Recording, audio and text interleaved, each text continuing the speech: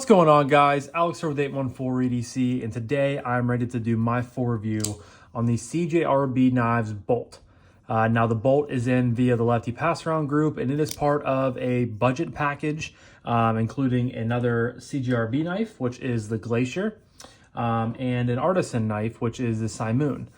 So these three all came in together, and this will be this is the first review of the three, and then I'll be doing I think the Glacier next, and then the Simoon. So if you guys are interested in these two knives, definitely keep your eyes peeled for those reviews the next couple of days. But today we're talking about the Bolt, and the Bolt out of these three was the knife that I was really looking forward to the most. The big thing about the Bolt, it is, I believe, the first knife from CJRB to have the recoil lock. This one is technically the Recoil Lock V2. I'm not 100% sure what upgrades or changes they made from the original Recoil Lock, but this is the version 2 technically. And I like to, kind of call this if a crossbar lock and a shark lock from Demco had a baby. They kind of function in the same way. Obviously, a crossbar lock, you guys know, functions like a crossbar lock does. And then the little fin or tab up here, whoops, you just pull it back and it closes. So it's kind of like the best of both worlds. I'm not sure. I know with like a shark lock, you have a lot more stuff going on in back here. So it's a little bit different than that, because when you're closing the knife, you're literally just pulling it back, to where the shark lock, you have to almost like lift up a little bit, if that makes any sense. So this is pretty much just mounted onto the lock bar of the crossbar lock. But yeah, the Bolt is, I believe, the first one to have this lock on it. And I've been wanting to check it out for a while, just because I really like the aesthetic of this knife. You guys know me, I love a good simple, nice clean lines, just pretty basic, but good looking knife. It's right up my alley, and that's, very on brand with, really, if we're being honest with ourselves, and, I'll say this, even though I love this design, well, these types of designs, but if you take a crossbar lock knife with this sort of style handle and a nice drop point blade, there are so many, iterations of that knife out on the market. In a little bit of a tweak this way or the other, for depending on what company it is, what maker it is. But I've just really grown to, really like that aesthetic. I think the Benchmade bug out is kind of the pioneer behind that. And a lot of companies have, taken that and just, again, made small tweaks, made small changes. Obviously, this looks a little bit different than the bug out, but in the grand scheme of things, it looks pretty similar in a lot of ways too. So without further ado, we're going to jump right into materials. You guys can see that this is rocking some sort of gray blue. I really like this colorway. It's like a slate gray and a baby blue had a baby. And I really like this, color you get out of that. Has some milling on there, kind of like a checkerboard material. You have a loop over style deep carry pocket clip that is reversible, of course, because you have the ambidextrous lock. You have a couple standoffs back there with nested liners, which is really nice. Little pop of color there on the thumb studs on both sides. This beautiful drop point style blade is in AR RPM 9 blade steel. And then, of course, you have a nice forward finger choil up there as well, with some jimping up top. Again, pretty basic, pretty plain Jane when it comes to, what the materials are, what the design is. But again, I'm really, sort of drawn to designs like that. Some quick specs for you guys. Overall length from tip to butt is 7.46 inches. Close length or handle length is 4.21. Blade length is 3 1/4, right on the nose. Then we have a blade thickness of 0.11. Very thin blade stock, nice and thin behind the edge. Just a great usable, simple all-around EDC knife, or blade chip, excuse me. And then we have a weight of 2.68 ounces, so very nice, very lightweight. If you guys can see, there's plenty of internal milling going on both sides on those nested liners, which is awesome.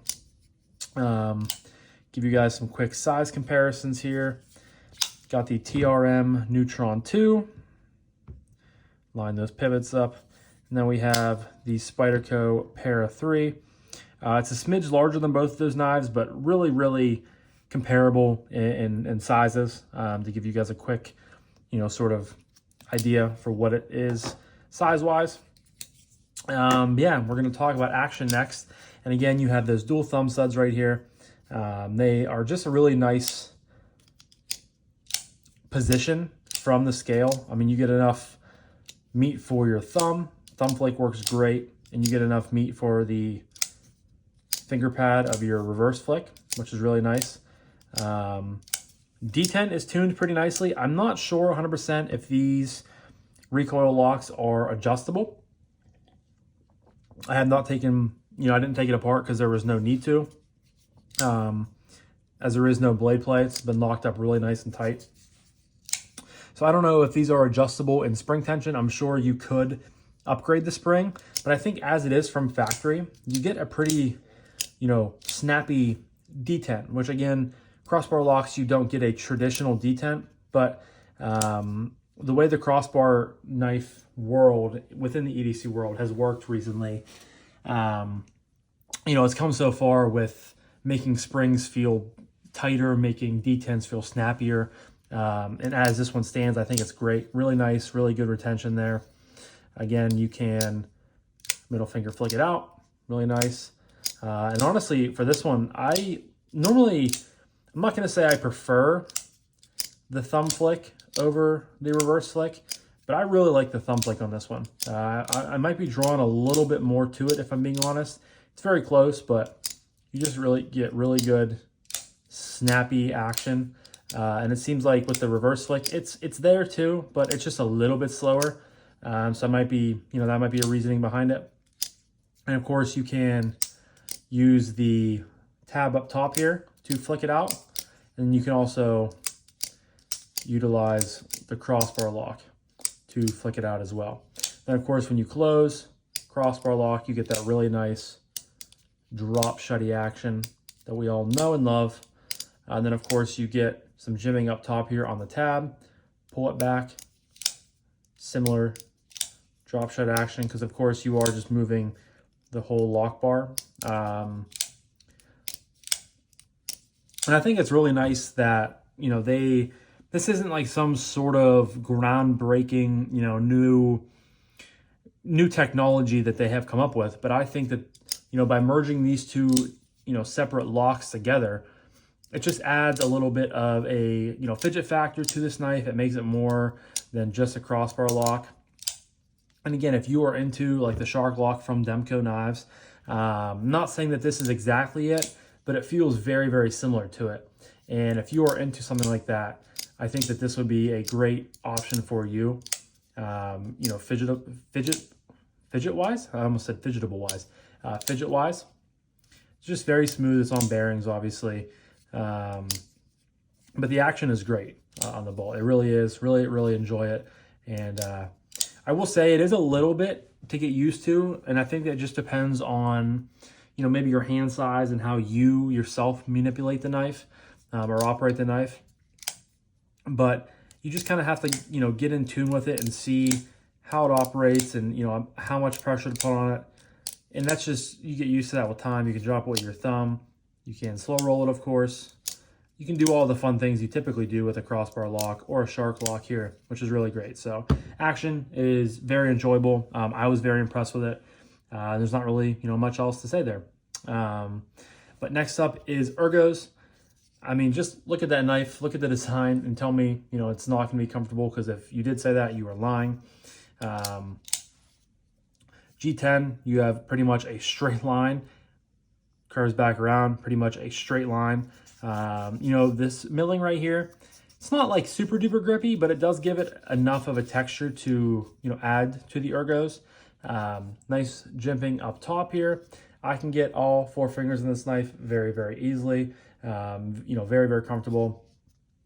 It's a little bit, I wouldn't say it's contoured, but it's rounded and all the right edges for a nice, comfortable grip. Now, my choked back grip will be right here. Thumb lands right here on the jimping, or you can go the whole way out here for push cuts, a little bit extra power. Pinch grip works well. Not the, not the worst blade shape for it. Obviously, Warncliffe's or Sheepsfoot's would probably be a little bit better, but this does work pretty well. And then, of course, you can choke up here to the choil. I will say if you have ginormous hands, this might be a little bit uncomfortable. I feel like, I have large glove size hands, and I can, just get in here comfortable enough to use it. I feel like if I had any larger size mitts, it would not be comfortable, but as it is right now, it gives you some really good, close quarters control with that blade. The pocket clip is a standard CJRB pocket clip. It's going to be a loop over style deep carry clip. It's nice to give you flathead screws, but I would have loved to seen them mill a little bit out and have that set down into the scales. Just a little bit nice extra touch. But as it stands, not causing a hot spot again. The hot spotty part of the clip is all the way back here off the palm of my hand. So it's not, causing an issue whatsoever. And then whenever you choke up, it gets even more off of your hand as well. So ergos are great, very, very comfortable. Carry, it's like 2.7 ounces for a 3 1/4 inch bladed knife. I'm not saying this is a huge knife. I'd say this is, I'd say small to medium, but given that blade, and I'm sure they have the choil into that, so you're not getting total cutting edge of 3 1/4, but still a 3 1/4 inch blade at 2.7 ounces is really good. Of course, you get that loop over style deep carry clip. If you've had a CJRB before, you know what it's like. Obviously, it goes way deep into the pocket. Really, really nice. It's honestly not one of my, I prefer other deep carry clips, I think, just based off of style maybe and aesthetic. But as, functionality is speaking, works really well. If you do have thicker pockets, it might get caught up here because you don't have, it's pinched a little bit more than it could be. I feel like if it was countersunk down into the scales, it might have a little bit more room, and you don't have that lip, obviously, from the clip possibly catching on stuff. But really, not that big of a deal, and I haven't had any issues with it either. But again, my pockets are pretty, not super thick. But yeah, guys, I guess that's going to lead me to price point. Now, I did forget to mention earlier in the video, there are a handful of versions of this knife. On White Mountain Knives, I have found that they have the 3 budget versions. 2 are currently out of stock. There is 1 currently in stock, so I am going to leave a link in the description down below to White Mountain Knives where you guys can, get the budget versions. However, I am going to leave a link to CJRB as well, because like I said, there are a handful of versions of this knife. And CJRB has the kind of 2 or bougier versions, which I really like. The 1 is honestly quite tempting to get. But as the budget versions go, you can get this version here, which is currently sold out. You can also get a stonewash finished blade with an OD green scale set, and then typical stonewash or satin hardware. And then the other that is also sold out, and then the other available or only available version is the fully blacked out, so blacked out blade, blacked out hardware, and a blacked out scale set. Those all go for $50. I don't have an issue at all for $50. I think that's a really good deal. AR RPM 9 is, I believe, the equivalent of maybe like D2-ish. They have come out with like their AR SF2 or something like that, which is more on like the 154 cm range. I have not yet handled a knife with that. Hopefully I do at some point. But for $50 for, CJRB does a really good fit and finish job, at least with the knives I've handled from them in the past. You get a really, again, not a groundbreaking sort of, new wild lock, but it is a very, very functional lock from a, fit and finish standpoint, a fidgetability standpoint, and just a usability standpoint. Having the best of both worlds is pretty great. Just a really nice overall clean aesthetic, great blade shape, great handle shape, really good ergos, great carryability. Again, solid fit and finish.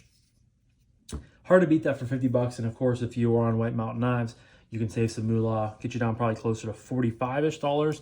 And that just makes it even more of a value. Now, the two that I am going to link to on CJRB's website, so they have like the really nice version. They have a full titanium scaled Bolt with S90V steel for $200. Very, very nice. I would love to have that one.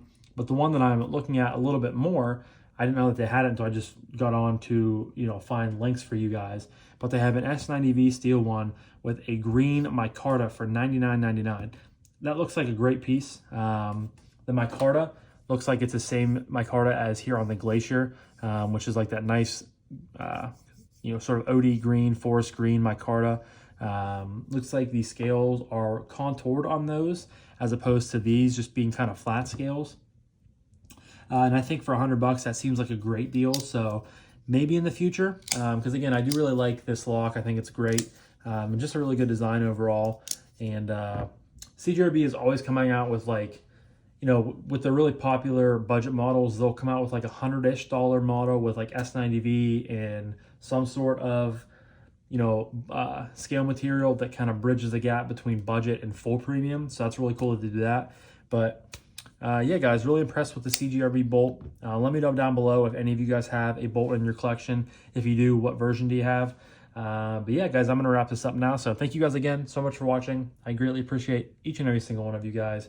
I hope you have a fantastic rest of your morning, evening, night, day, whenever you're watching this, and I'll talk to you guys in the next one. Peace.